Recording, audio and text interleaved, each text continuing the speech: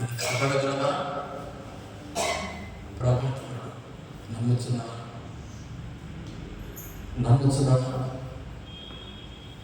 నమ్మకం లేదయ్యా.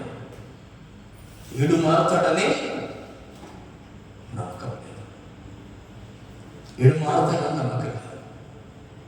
యేసయ్య దగ్గరికి వచ్చిన ఏ దురాత్మ పట్టిన వాడైనా బాగుపడవలసింది సభలో ఉండను.